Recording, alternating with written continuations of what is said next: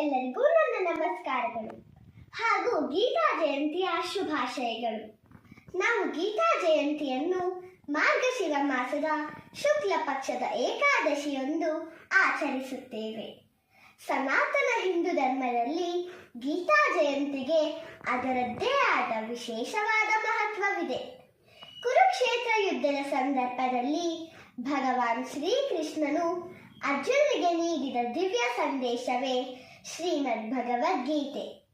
ಗೀತಾ ಜಯಂತಿಯು ಭಗವದ್ಗೀತೆಯ ಪವಿತ್ರ ಜ್ಞಾನದ ಜನ್ಮದಿನವಾಗಿದೆ.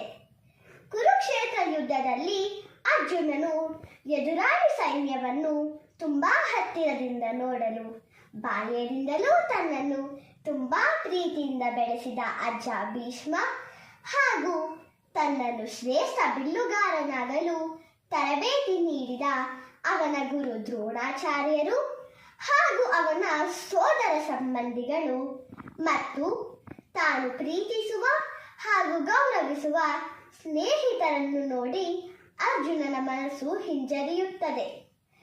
ತಾನು ತನ್ನವರೊಂದಿಗೆ ಹೋರಾಡಲು ಯುದ್ಧ ಭೂಮಿಗೆ ಹೋಗಬೇಕೆ, ಯುದ್ಧ ಮಾಡಬೇಕೆ ಎನ್ನುವ ಗೊಂದಲಕ್ಕೊಳಗಾಗಿ ಅರ್ಜುನನು ತನ್ನ ರಥವನ್ನು ಯುದ್ಧ ಭೂಮಿಯ ಮಧ್ಯದಲ್ಲಿ ನಿಲ್ಲಿಸಬೇಕೆಂದು ಶ್ರೀಕೃಷ್ಣನಿಗೆ ಹೇಳುತ್ತಾನೆ.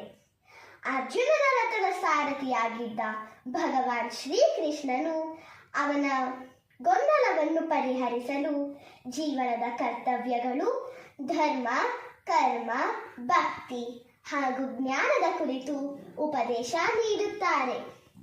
ಶ್ರೀಕೃಷ್ಣ ಹಾಗೂ ಅರ್ಜುನನ ನಡುವಿನ ಈ ಸಂಭಾಷಣೆಯೇ ಶ್ರೀಮದ್ ಭಗವದ್ಗೀತೆ.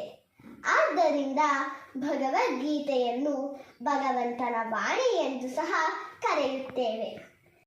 ಶ್ರೀಮದ್ ಭಗವದ್ಗೀತೆಯು 18 ಅಧ್ಯಾಯಗಳನ್ನು ಹೊಂದಿದ್ದು ಅವು ಅರ್ಜುನ ವಿಷಾದ ಯೋಗ, ಸಾಂಖ್ಯ ಯೋಗ, ಕರ್ಮಯೋಗ, ಜ್ಞಾನ ಕರ್ಮ ಸನ್ಯಾಸ ಯೋಗ, ಕರ್ಮ ಸನ್ಯಾಸ ಯೋಗ, ಧ್ಯಾನ ಯೋಗ, ಜ್ಞಾನ ವಿಜ್ಞಾನ ಯೋಗ, ರಾಜ ವಿದ್ಯಾ ರಾಜಗುಹ್ಯ ಯೋಗ, ವಿಭೂತಿ ಯೋಗ, ವಿಶ್ವರೂಪ ದರ್ಶನ ಯೋಗ, ಭಕ್ತಿ ಯೋಗ, ಕ್ಷೇತ್ರ ಕ್ಷೇತ್ರಜ್ಞ ವಿಭಾಗ ಯೋಗ, ಗುಣತ್ರಯ ವಿಭಾಗ್ಯ ಯೋಗ, ಪುರುಷೋತ್ತಮ ವಿಭಾಗ ಯೋಗ, ದೈವಾಸುರ ಸಂಪತ್ ವಿಭಾಗ ಯೋಗ, ಷಡ್ರಾತ್ರಯ ವಿಭಾಗ್ಯ ಹಾಗೂ ಮೋಕ್ಷ ಸನ್ಯಾಸ ಯೋಗ.